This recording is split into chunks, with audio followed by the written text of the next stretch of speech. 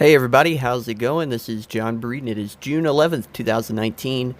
I am back once again. It is Tuesday on the show, and I'm here to go over the weekend in Michigan. A Sunday race postponed to rain, ended up running on a Monday. We had Xfinity, of course, on Saturday at Michigan, and then we had trucks at Texas on Friday night. I know I've been very inconsistent with these shows. I know I said I was just going to do one show a week and whatever I said. I'm very inconsistent with doing these shows and not doing these shows, so I do apologize. I've been busy the past few weeks, so hopefully now I have a clear and cut schedule. I'll try to do everything I can to make sure I find time to put these shows up. But regardless, I'm back here today, and we're here to talk about Michigan and Texas as well. I just want to go over quickly the Texas truck race and the Michigan Xfinity race. I saw parts of the truck race. I did not see the entire thing, but I, of course, did see the end. And then Xfinity, I actually missed live because I was out of town on Saturday. So I watched the Xfinity race on Sunday during the rain delay. And then, of course, we had the Cup race yesterday at Michigan, which I did watch live. And so as far as the truck race goes, I didn't take notes or anything, so I don't really have a lap-by-lap review. But basically, the story of this race, if you watched, was there was a ton of cautions in that race. Just caution after caution after caution. I think it was like 11 cautions, if I can guess correctly. About 11 cautions in that race. I mean, it was just bonkers. Like, every time I looked up, there was a caution. And somebody was wrecking. And Greg Biffle, of course, made his return to the Truck Series. And for Kyle Busch Motorsports. And he won. He was out front on a late restart with about 10 laps to go. And he held off Matt Crafton. Matt Crafton was right on his bumper a few times and just couldn't quite get to him. And actually, if you go back and watch, it looked like Crafton would keep getting runs on the straightaways, and then he would dive it down into the corners right in behind Greg, and it looked like he would just get loose. I guess he was trying not to hit him. And he would get such big runs down the straightaways that when he got in the corner, he didn't want to risk overdriving and hitting Greg, so he was getting loose. So, yeah, that ultimately, whatever was happening in the corners was costing him. And, yeah, Greg Biffle won. And don't really have much else to say about it because, like I said, I only saw parts of this race. I saw Ben Rhodes was looking really good. He was up there leading some laps. Who else? Stuart Friesen, of course, was up there, and I saw he got into an incident. Grant Enfinger was looking good, and I saw Johnny Sauter leading some as well, but then I saw he got in the wall. Just a lot of people wrecking in that race, and I remember the Texas race, the first Texas race this year, I praised highly because I thought that was just an awesome race if you go back and watch it. Of course, some people probably won't like it because Kyle Busch won, but I did think that was a great race. And, yeah, I mean, seems like Texas really delivered this season in the Truck Series. And, yeah, no further comments on that. I just thought it was a pretty good race from what I saw. And, yeah, I mean, Greg Biffle returning to NASCAR, his first race back since 2016. When he last drove in Cup for Roush Fenway, and he won. I was very surprised that he won. Usually these guys they come back for one race and they've been out for so long, and maybe it's not just one race, maybe it's a select number of races, but they've been out for so long, and they're kind of just out there just for fun or for whatever reason. Of course, obviously Jeff Gordon came back when Dale Jr. was hurt. A few years back when he was out with a concussion. I suppose Dale Jr. almost won that Xfinity race at Richmond that he came back for last year. But yeah, usually when these guys they come out of retirement or they come back or whatever, they don't they're not able to get a win. I mean, maybe they run well, or they're a bit rusty and they don't run as well. But Greg Biffle proved me wrong. I figured he was going to run solid because he was in a Kyle Busch Motorsports truck, and anytime you're in one of those, you're going to go fast. So I figured he's going to do solid, but I was surprised he won. But that was good for him, and yeah. So congrats to Greg Biffle. That was the truck race on Friday night, and of course we had the Xfinity race on Saturday, which, like I said, I was out of town. I was at King's Dominion, by the way. If you check my Instagram, I was there. So I actually watched this race during the rain delay. I had it recorded. So I watched it, and it was kind of just a nothing happening race when I watched it. Paul Menard was in there. Paul Menard was driving the 12 car for Team Penske, and he led pretty much the entire first stage, and he won the first stage. And then it looked like he was about to win the second stage of the race, and Christopher Bell passed him on the last lap. Christopher Bell was, of course, up there running inside the top 5, and Bell won the second stage. And then he and Cole Custer would trade the lead in the final stage, and the top 3, as you may guess, was Cole Custer, Christopher Bell, Tyler Reddick at one point. And for whatever happened, there was some pit strategies going on, and Reddick could make it to the end. He had 15 laps. He had pitted 15 laps after Bell and Custer's last stop, so they had to pit late in the race, and Tyler Reddick, he just had enough fuel and held on for the win. There's no real caution no late caution at the end, and Tyler Reddick won. It was pretty much a very simple race, not a lot happening, nothing to write home about. And yeah, Tyler Reddick keeping up the momentum.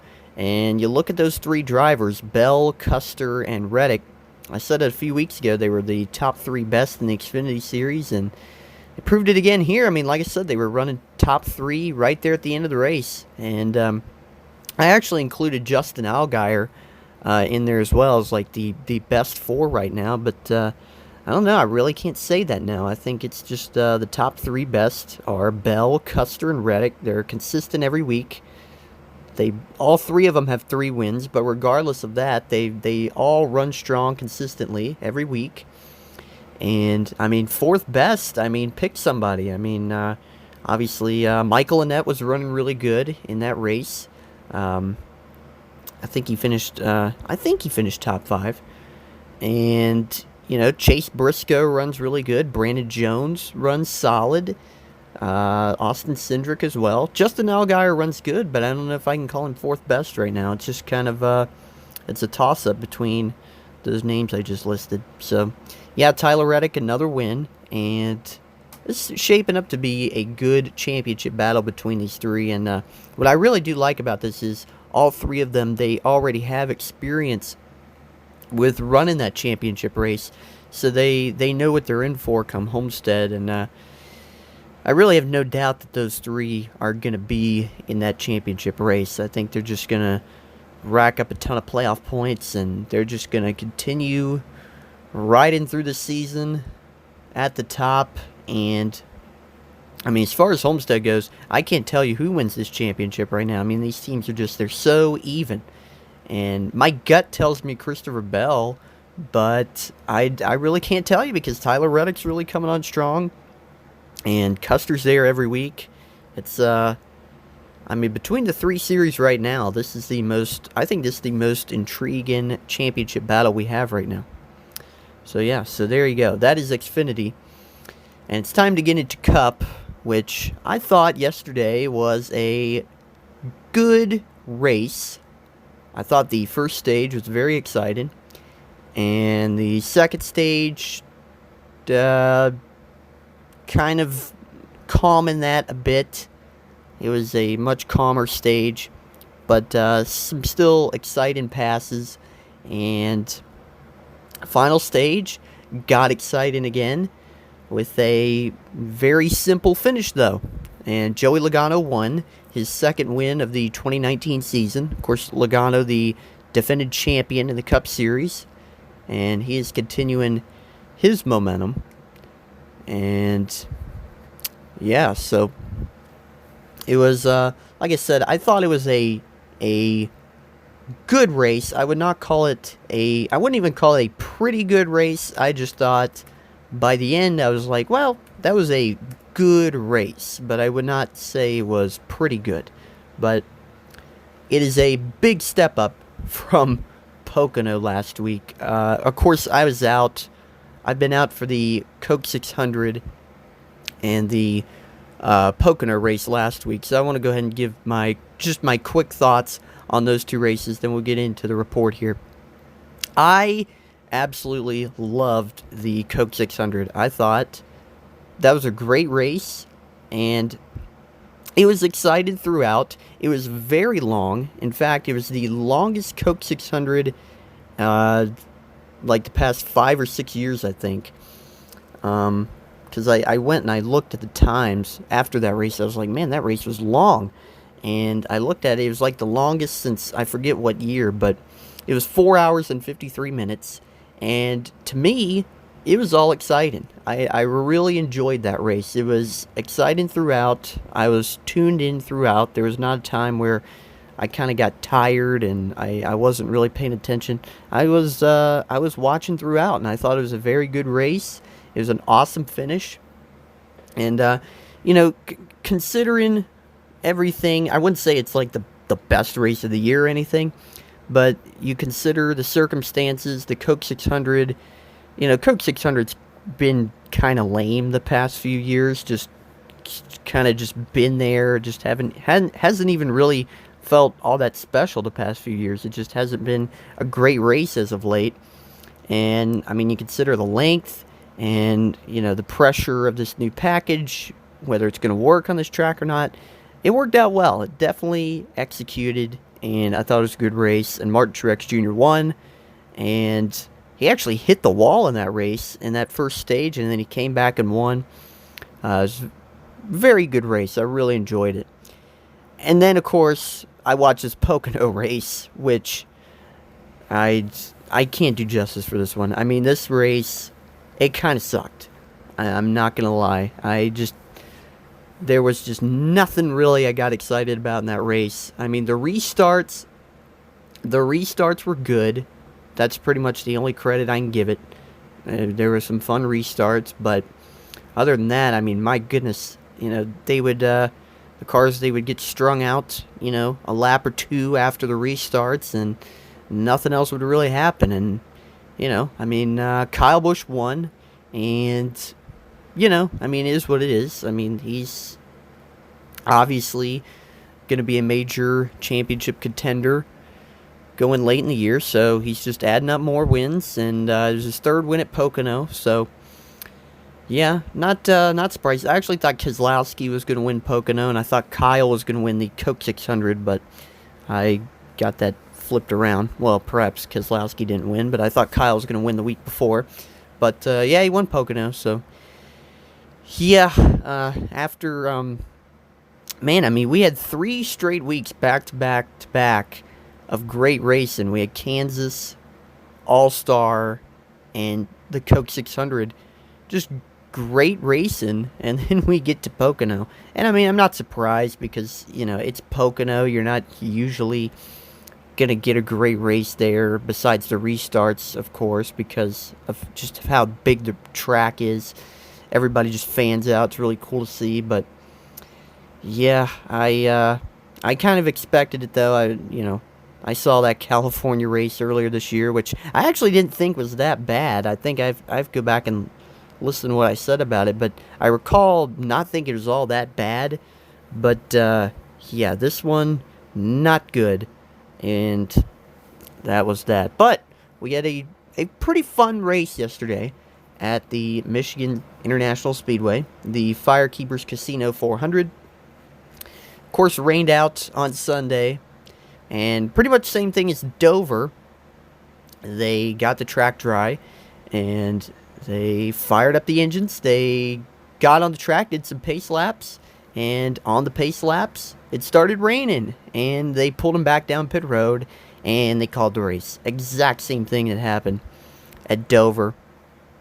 So we had another Monday race, and this one was at 5 o'clock Eastern Time because of the FIFA Women's World Cup. Also on FS1, it was obviously conflict there for Fox Sports 1. They couldn't broadcast both at the same time. But regardless, we had the race at 5 o'clock. Logano and Almirola was the front row, and they had a green flag.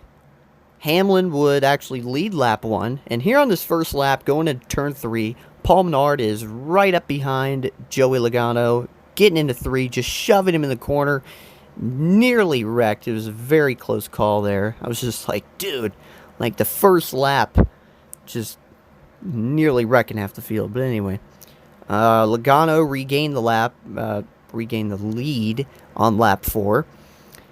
And then Harvick would get right on the bumper of Logano in second. So right here we had the competition caution in lap 20. So pretty much since Logano took the lead and Harvick took second, they stayed nose to tail up until this competition yellow. Top 3 was Logano, Harvick, Almirola. And Logano was off pit road first. The top 10 was all 2-tire or no tire stops for this competition caution. And on pit road, Jimmy Johnson hit Matt DiBenedetto coming out of his pit. He had some right front fender damage. So, tough break for Jimmy Johnson. He would stay on the lead lap though, but Logano would get out front on the lap 26 restart. Kurt Busch made a pretty cool pass, 3 wide for 6 down the backstretch on lap 30. It was underneath Alex Bowman and Brad Keselowski. And Kurt's really been pulling off some of his big moves this year. He's pulled off quite a few of them. And I pulled off another one here. And Eric Jones and Kurt Busch got to second and third during the commercial break. And then speaking of Kurt, he would also he brushed the wall a little bit with 19 laps to go, but he'd keep it going. And Almirola would get back to second during commercial break. So a lot of passing going on during the commercial breaks here in this stage. And then Kevin Harvick, who at one point was running in second place. He had to pit with 7 laps to go in the stage for a loose wheel. Luckily for him, Michigan is so big. Well, he actually did go a lap down here, but we'll get to that. Bowman, with 6 laps to go, Alex Bowman would use the lap traffic to get by Eric Jones for second. And then, let's see, Eric Jones would pass Eric Almirola for third on the last lap of the stage. And then Logano would just hold off Alex Bowman to win stage 1. Bowman's right on his bumper. And so then top 10 for the stage was Logano, Bowman, Jones, Almirola, Kurt Busch, Truex Jr., Larson, Elliott, Menard, Keselowski. So yeah, pretty fun stage. Lots of good racing. And this is a race where it's a 2-mile track, but you had a super speedway feel. A lot of guys, they would get big runs on each other. They were getting huge runs on each other down the front straightaways, and everybody was dive bombing each other, going in the corners, and lots of good passing. And there were a lot of times where somebody would have a position, and then somebody get a run on them. They would lose momentum, and they would lose like 4 or 5 spots. Like, it happened quite a few times. Can't think of it off the top of my head, but I saw Suarez. It happened to Suarez one time. He was running like 4th, and he fell back to like 9th after somebody got a run on him. I think it did happen to Harvick, and yeah, I think it happened to Eric Jones here as well. And I kind of paused for a second. When I said Jones passes Almirola for third, I was like, well, wait a second, wasn't he in third already?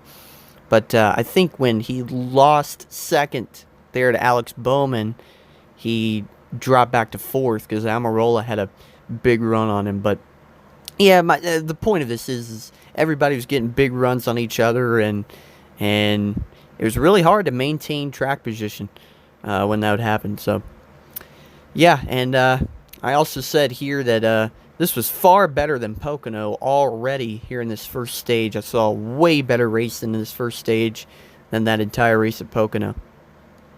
So yeah, Logano won the stage, and he was off pit road first.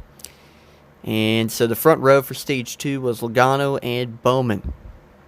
So Logano would get help from Jones to go to the lead.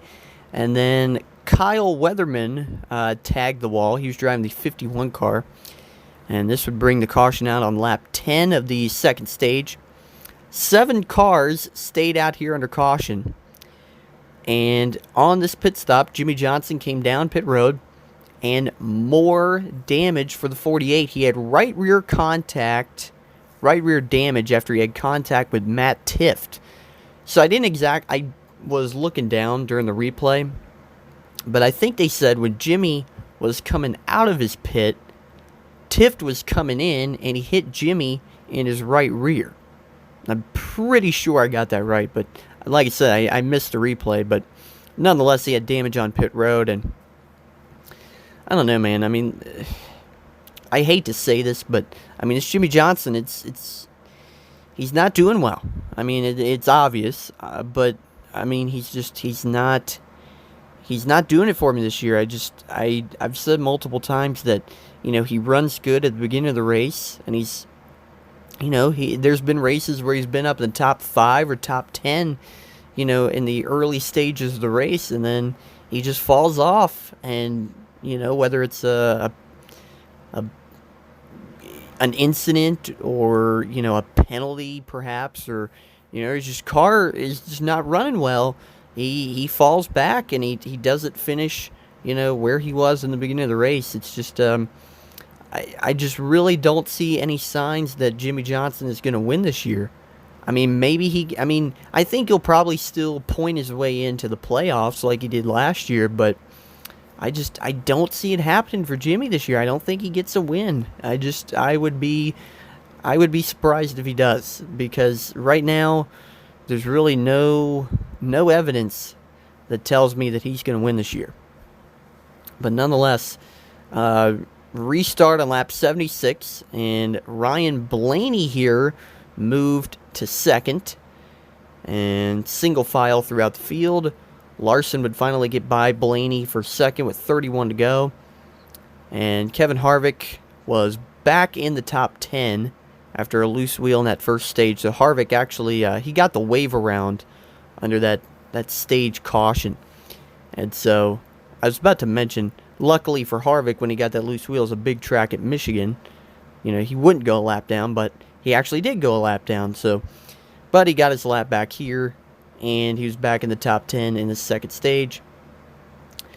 And then Larson would pit with 8 laps to go in the stage, setting them up for the final stage. At this point, it was a Penske 1, 2, 3. And so Logano would pit the lap after Larson, and then Blaney would take the lead. He'd pit the next lap. Elliott took the lead. I'll cut to the chase. The lead cycled to Austin Dillon, who held off Kevin Harvick for the Stage 2 win. So pretty much all that happened here at the end of the stage was the leaders came into pit, and Austin Dillon chose to stay out, and he won. So there you go. Kevin Harvick was second. And by the way, I should mention, Brad Keselowski was penalized here for a safety violation. I believe it was like the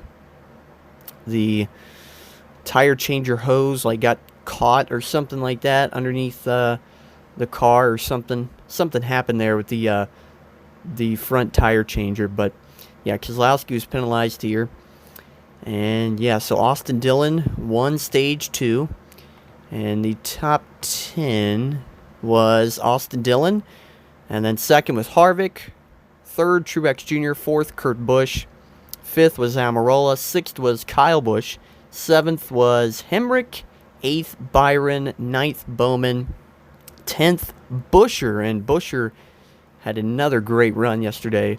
Talk about that here in a minute, but yeah, so this stage was a lot calmer. It was not as good as that first stage, but it is very interesting though, because yeah, a lot of interesting pit strategies. I was surprised Austin Dillon won the stage, obviously, but It was just those lead guys, they came into pit. So there you go. And Logano was first off pit road after taking 2 tires. So here we go. The final stage. Up front was Logano and Harvick. And, Logano and, I think it was Elliott, actually. Yeah. So this final stage, Logano gets put in the middle by Harvick. Elliott was on the bottom. Harvick was on top. And Harvick took the lead. Logano got shuffled out to, 5th place. And so then Truex Jr. got to 2nd. And then Kyle Larson here kind of got together with Logano coming off 4 one of these laps. I think it was the next lap after the restart. Got really loose, made a great save. It was a pretty awesome save. And then Clint Bowyer had problems. He backed it into the wall in turn 2, and the caution came out 71 laps to go. So another tough break for Clint Bowyer, who actually won this race a year ago when the race got called for rain past the halfway point. So the restart, 66 to go. It was Harvick and Truex Jr. the front row. Harvick would get the jump, and then Larson. So this all happened very quick as I read all this. Harvick gets the jump. Larson gets help from Logano, dove underneath Harvick, getting into 1. And then, as he's diving underneath Harvick, pretty much he took the lead at this point. He's just about clear of Harvick. He gets slid up by Logano, and Logano takes the lead. And then Larson has to gather it up, saves it. Meanwhile, behind them, William Byron got in Austin Dillon. He got in the wall, and the caution came out. Just a crazy move by Joey Logano. Parker Kligerman. I saw Parker Kligerman pointed out on Twitter, what a move, in all caps, if you follow him on Twitter. But anyway, that's beside the point. It was a crazy move by Logano. And Kevin Harvick took the lead from Logano on the restart with 59 to go after this caution. And then, right here, right after this restart, Daniel Suarez rocketed to the top 5 down the backstretch. He had a huge run. He gained 5 spots here down the straightaway. And then 6 laps later, Logano would regain the lead, 53 laps to go. And Kurt Busch here also moved to 3rd on this lap. And then Kurt Busch continued the momentum, got past Harvick for 2nd on the next lap. And then somewhere in here, I actually missed it, Bubba Wallace, who was running very solid inside the top 15. Unfortunately, he hit pit road, had some sort of mechanical issue. I initially thought it was a tire down, but I believe it was DW or Jeff that said it was a mechanical problem. But anyway, Truex Jr. took 2nd back from Kurt Busch with 48 to go. Chase Elliott, been running strong all day, got in the wall with 45 to go. Don't exactly know what, that's right, he got loose. It wasn't a tire down, but he, luckily for him though, he was in the pit window. So when these last green flag pit stops cycled back around, he was right back to where he was. So no harm, no foul. Reagan and Matt Tifft here got together with 37 to go, and there was no caution. Somehow they both got up into the wall, and there was no caution, but Harvick and Truex passed Kurt Busch for 2nd here somewhere. And then Busch would regain 3rd from Truex with 29 to go. So these guys just trading spots with one another as Logano is leading. And then right here, Harvick, during his green flag pit stop, he would lose time because he took 4 tires on his green flag stop while Logano took 2. So this put Harvick at a minor deficit. And then Keselowski was leading with 20 to go, but like I said, they were in the midst of green flag pit stops here. So he still had to pit. The lead cycled back to Logano with 15 laps to go. It looked like Logano had it in the bag. He had been dominating all race long. And then Eric Jones spins out. Caution with 5 laps to go. So this would give us an overtime restart. I honestly cannot even remember what happened here on this restart, but the most notable thing was they restarted. Logano got the jump, got way ahead, Kurt Busch passed Truex Jr. for second, coming to the white flag. So Kurt is right on Joey. Just couldn't get to him. Logano, who dominated all race long, got the win. Second win of the year for Joey Logano, and his third win at the Michigan Speedway. So like I said, a good race. I expected a better finish. Just kind of that third stage was dragging just a little bit there when they were just running long green flag laps, and they'd made their final pit stops and just waiting for a caution, and then it happened, and then wasn't exactly the most exciting finish, and there you go. Joey Logano gets the win and keeping Penske strong. Obviously, they still have won all but one race this year, which was Chase at Talladega. And yeah, that was pretty much it. So let's go over the race results here. Top 10 was Logano, Kurt Busch, Truex Jr., Daniel Suarez, fourth place for him. Kyle Busch, who had pretty much struggled all day long. I mean, he was 12th, 15th, 18th, around that area pretty much all race. And there late in the race, somehow he found his way back to a top 5. I'm sure he had some great radio sound bites that I look forward to hearing on Radioactive this week. But nonetheless, Brad Keselowski was 6th, the hometown native. Kevin Harvick was 7th. Ryan Newman, 8th place. Good run for him. We had Ryan Blaney, 9th. And Alex Bowman, 10th. So we had 11th through 20th here. Go through these quick. Denny Hamlin, Daniel Hemrick, good run for him. We had Menard, Kyle Larson, Jimmy Johnson got 15th there despite all of his issues. Chris Buescher, I expected him a little bit higher in the running order. I guess he got shuffled down that last restart. He was 16th, but he was top 10, top 12 pretty much all day. Almirola was 17th. He started on the outside of the front row. We had Byron 18th, Stenhouse Jr. 19th, Chase Elliott 20th. Then we had 21st through 30th. We had DiBenedetto, Ty Dillon, LaJoy, Tift, Preece, Austin Dillon, McDowell, Bubba Wallace, Castle, and Garrett Smithley. And then rounding out the field, 31st through 36th, Eric Jones, Quinn Houff, Josh Bilicki, David Reagan, Clint Boyer, and Kyle Weatherman. Of course, those last two finishers, Boyer and Weatherman, were out of the race. The only two cars out of the race, it looks like. Both of them for incidents.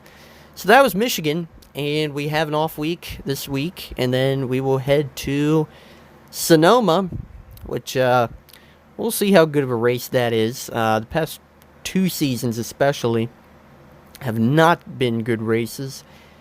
In fact, if I can recall correctly, I believe the last 2 Sonoma races, there weren't any cautions in that final stage. The last 2 Sonoma races, there were no cautions in the final stage of the race. I'm absolutely positive that was right. 2018 and 2017 with Harvick, there was a wreck on the last lap. So I guess you can count that with Casey Kane. But yeah, don't have high hopes for that one as far as a good race, but we'll see. Maybe I'm wrong. And that is actually the last Cup race for Darrell Waltrip as a Fox Sports broadcaster. It'd be very sad to see him go. I know there are a lot of people who kind of want him out of there. I don't know, just kind of annoyed with him. I don't understand why. I mean, I can kind of see why. If you like your announcers to be, very serious and not always joking around and getting overly excited, I can see people not wanting him in. But I mean, to me, he's just he always makes it exciting, and yeah, I'm gonna miss him for sure. It's gonna feel empty there at that Fox booth next year with whoever they go with. I'm not really sure who they're gonna go with. Perhaps they can go with Larry McReynolds, but I don't know. They kind of have Larry Mack set up in that kind of the stats guy, but Who knows? Maybe they put him back in there, or maybe they find somebody new. I don't know. My vote's Parker Kligerman. I think Parker Kligerman is great. He's great on that. I know he's with NBC, but maybe they worked something out where he goes over to Fox. But I think Parker Kligerman's great. I think he would fit great in the booth. I think Larry McReynolds would be, of course, a great fit. He's always been great. Anybody else? I think Jamie Little would be great if they want to put Jamie Little up there. She's great. Anybody else? I don't really know who they have in mind. I guess we'll just wait and see. But that is it. I'll be back maybe sometime this week. I'll do another show, or I'll just wait until next week to preview Sonoma. But that is it for today. Everybody have a great day.